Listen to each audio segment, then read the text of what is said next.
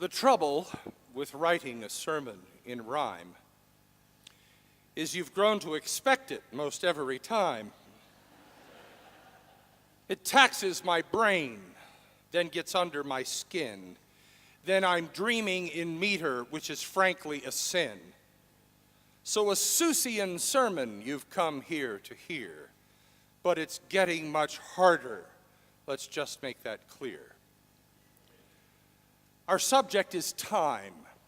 Yes, time in a rhyme. Time can be disconcerting.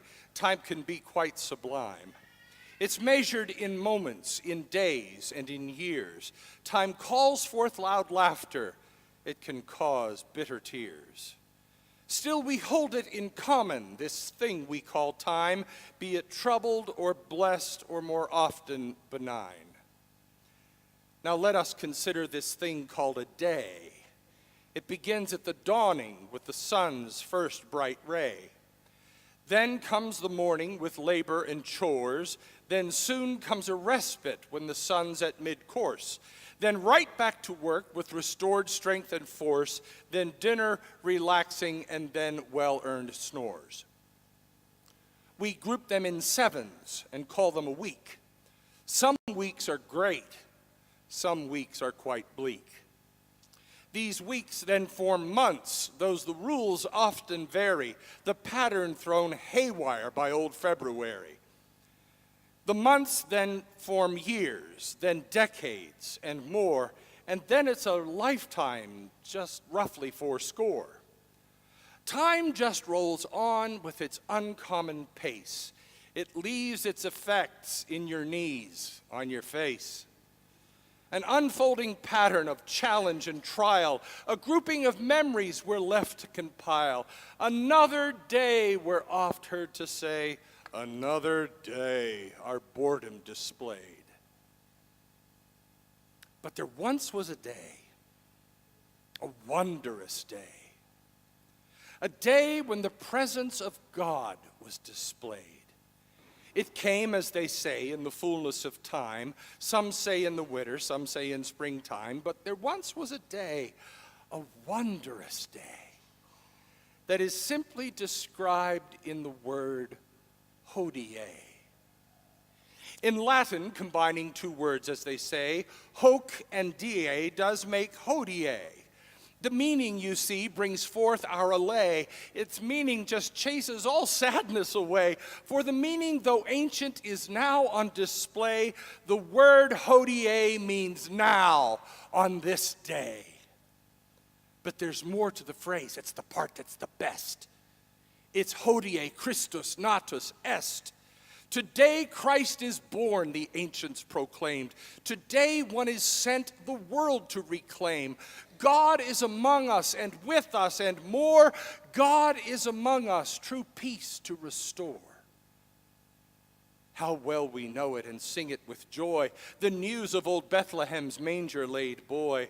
The first Noel, the angels did say, was to certain poor shepherds in fields where they lay.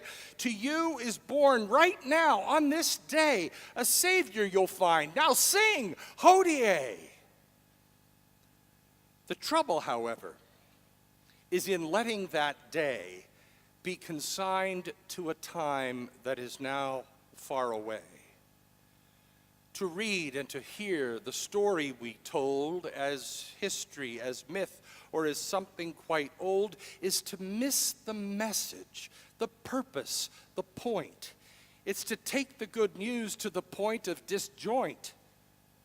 If God's presence is given to only one day, to a time and a place that is so far away, then what do we make of God's presence today? Is God with us now, or has God gone away? Does God hear our prayers? Does God hear our cries? Or is God simply hovering way up in the skies? From far in the past, from time long since spent, the news that is good we need not reinvent. Hodie Christus Natus Est, a phrase filled with joy that can't be suppressed. Today, this day, yes, this very day, one comes among us, God's love to display. But what of tomorrow and the day after that? What happens when life and our world go kersplat? When the tree comes down and the lights are turned out? On those days when we cry, on those days when we pout, what do we do? What do we say that will drive the dark and the doubt far away? Well, here's the good news. In fact, it's the best. It's Hodie Christus Natus Est. Today Christ is born, and not just today, but any time we are lost and feeling astray. For on every day and week and year, the news is still good and brings us great cheer. Hodie Christus Natus Est. God is among us, and we are most blessed. The light shatters darkness. The darkness now flies, and not just when angels come sing in the skies, but this day, tomorrow, and every day hence. For the good news is always shared in present tense. Hodie Christus Natus Est. Today we welcome the heaven-sent guest, and tomorrow we'll welcome, and again we'll welcome until God sets up God's own reign. For God never abandons. God never departs. God is with us, giving life a new start. Hodie Christus Natus Est. Loosen your voices and sing out your best. God is among us. God's asleep on the hay. For us Christ is born on this Christmas day. And when you embrace that and find that new way, the next word you'll look for is called gaudete. But that leads us on, and my mind is quite tired. My thoughts about time have frankly expired. So I'll leave it to singers who sing from on high, not down on the floor, not up in the sky. A more earthly choir, an anthem to share, to open our hearts and make us aware of the joy that is ours on this night and beyond, and how we can all join in and respond to God's love shared with us, with such love and such grace that we can see plainly on a newborn's sweet face. Hodie Christus Natus Est. Shout it with joy, shout it with zest, and then gaudete Christus Natus Est. Rejoice with us, the merry, the blessed. God's love is made new with every sun's rising. God's grace comes among us, astounding, surprising. Hodie, in God's love both serve and share.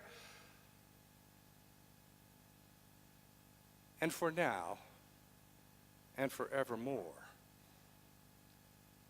let us declare.